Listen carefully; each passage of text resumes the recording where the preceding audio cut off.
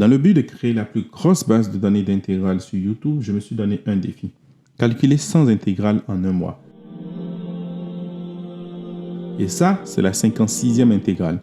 L'intégrale de 50 à la puissance 3 de x dx. En plus de ça, cette intégrale est une question qui m'a été posée par un abonné. Donc, spécialement pour ça, je vais faire deux méthodes. La première méthode, c'est bien sûr une intégration par partie, telle que le titre le dit. Et la seconde méthode, c'est une autre astuce. J'espère que tu resteras avec moi jusqu'à la fin afin de pouvoir profiter de cette seconde méthode. Pour la première méthode, qu'est-ce qu'on va faire? On va déjà constater que j'ai 50 à la puissance 3. Ce qui veut dire que je peux réécrire ceci sous la forme de 50 au carré de x multiplié par 50 de x dx. Bien évidemment, je ne vais pas utiliser de règle liat ici parce que je n'ai pas deux types de fonctions dans la règle liat.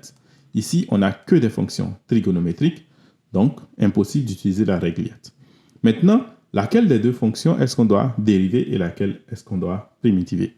Donc ici, ce que je vais faire, c'est de considérer que ceci est égal à v' et ceci est égal à u. Pourquoi est-ce que je le fais? Parce que simplement, ça a marché. Donc, on va essayer.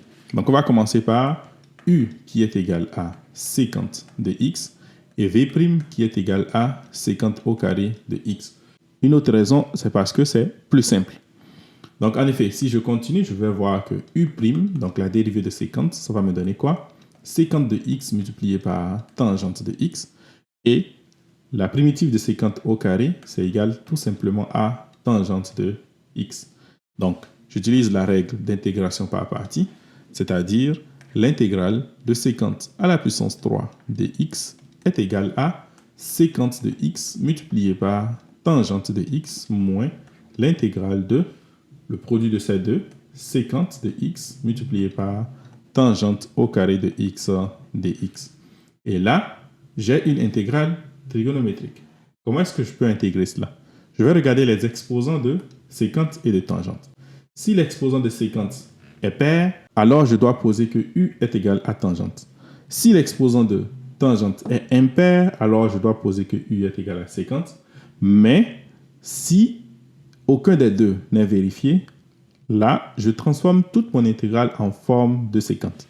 En d'autres termes, si j'ai l'intégrale de 50 de x multiplié par tangente de x au carré ici, l'exposant de 50 est impair et l'exposant de tangente est pair, alors je vais simplement transformer tangente de x au carré ici par la formule 50 au carré de x moins 1.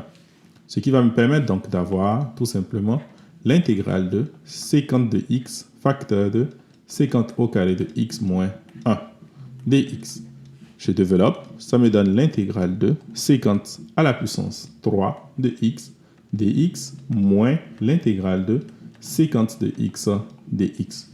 Je remplace tout cela à l'intérieur de ma formule que j'avais en haut. Cela va me permettre donc d'avoir l'intégrale de 50 à la puissance 3 dx, c'est égal à 50 de x multiplié par tangente de x moins, ensuite je remplace là, l'intégrale de 50 à la puissance 3 de x dx plus l'intégrale de 50 de x dx. Comme vous pouvez le remarquer, l'intégrale qu'on voulait calculer à l'origine, c'est-à-dire ça, se retrouve à l'intérieur ici. Donc, qu'est-ce que je fais? Je ramène ça de l'autre côté de l'égalité, de telle sorte à avoir 2 fois l'intégrale de 50 à la puissance 3 de x dx est égal à quoi? C'est égal à 50 de x tangente de x plus l'intégrale de 50 de x dx. Et l'intégrale de 50 de x dx, on l'a déjà calculé. Dans le cas où vous ne l'avez pas vu, cliquez sur la vidéo qui apparaît juste là et vous pouvez profiter de cela. J'ai proposé aussi 2 différentes méthodes pour cela. Donc, c'est égal à quoi cette intégrale? Cette intégrale est tout simplement égale au logarithme népérien de la valeur absolue de 50 de x plus tangente de x plus une constante. Au final, on pourra alors conclure que notre intégrale, l'intégrale de 50 à la puissance 3 de x dx, est égale à 1/2 de 50 de x multiplié par tangente de x plus 1/2 de logarithme népérien de 50 de x plus tangente de x, le tout plus une constante. Ce qui est intéressant avec cette approche, c'est que Peu importe l'exposant que nous allons prendre pour séquente, on pourra utiliser cette approche. Surtout si l'exposant est impair. En d'autres termes, si je veux calculer l'intégrale de séquente à la puissance 5 de x dx, j'utilise exactement la même approche et je peux alors arriver à trouver le résultat. Parce que je pourrais trouver ceci en fonction de l'intégrale de séquente à la puissance 3 de x.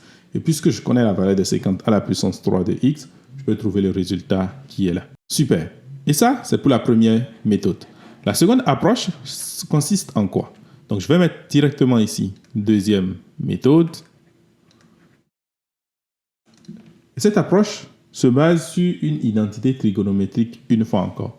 En effet, on va commencer par prouver cette identité. Commençons par chercher c'est quoi la dérivée de séquente de x. C'est égal à séquente de x multiplié par tangente de x. Et si je cherche la dérivée seconde de x, ça va me donner quoi? On va commencer d'abord par la dérivée séquente. Donc j'aurai séquente de x multiplié par tangente de x.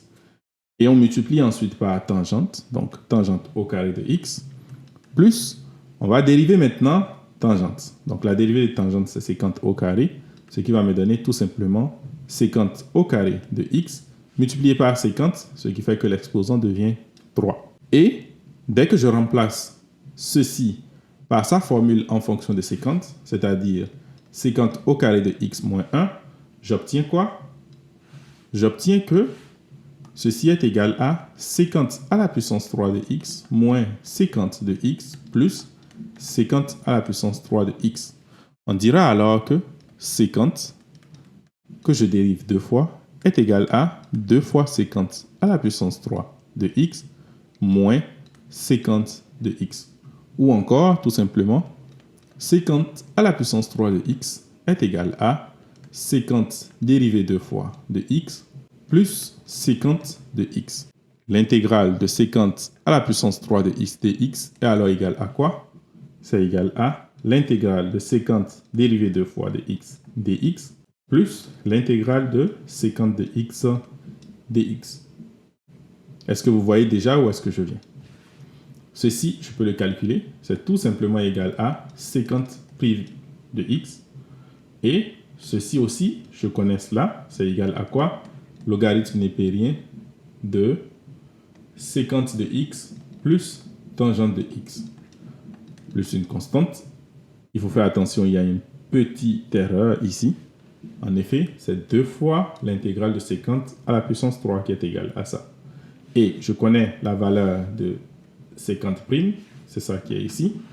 Donc finalement, l'intégrale de séquente à la puissance 3 de x dx que je cherche à calculer, c'est égal à 1/2 de séquente de x tangente de x plus 1/2 de logarithme népérien de séquente de x plus tangente de x plus une constante.